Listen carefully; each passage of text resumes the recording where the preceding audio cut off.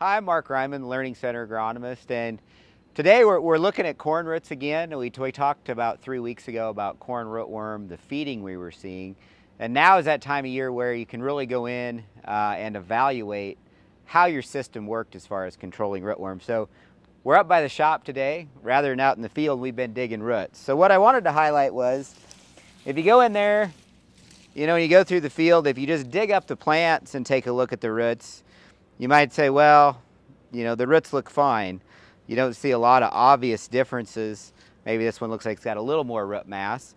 And you can see this one is goosenecked a little bit, but are you really getting in and look at the roots?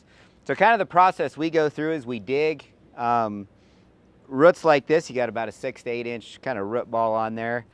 Then we soak them in water. You kind of try to scrape as much of that dirt off as you can. And then you use kind of like a power washer. You don't really even need a power washer. I do pretty well with just a hose and like a nozzle on it that puts some water pressure out. But once you have the roots cleaned off, then you can take that kind of second look at them. And so if you look at them just with the roots cleaned off, in this case, both of them still look pretty good. But it's not until you really start pruning like these roots back and kind of peeling back the layers to see what you got as far as root damage.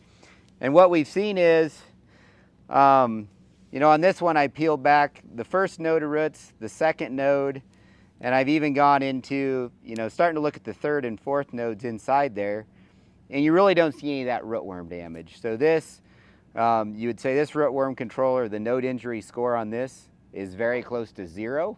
It's a scale of 0 to 3 where 1 complete node eaten is a 1. If you've got a half a node eaten, it's a 0.5, so on and so forth.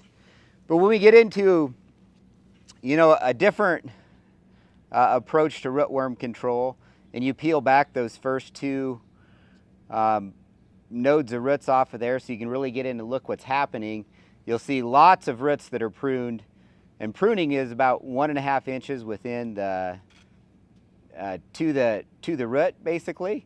And you can see that in this case, you've got about 1.75 nodes of roots that are pruned back within 1.5 inches of the stem. So in this case, you'd really characterize that as a failure.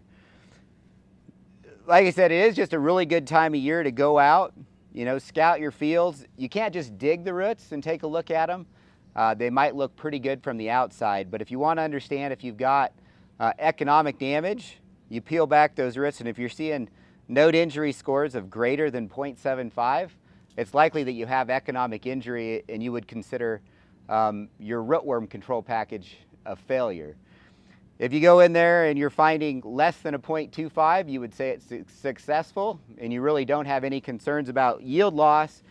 And if you're in that gray area of 0.25 to 0.75, that's kind of that possible yield loss scenario. But again, it's a good opportunity to go out, look at what's working in your fields and look at what's not, and make those decisions you need to on what next year's rootworm control program is going to be if you go into a situation where you're doing corn on corn and you may have some rootworm pressure. That's it for this week. We'll talk to you next week with another agronomic topic from the Learning Center. Thanks for watching this video from the Gothenburg Water Utilization Learning Center. For more information, please call 308-537-4500.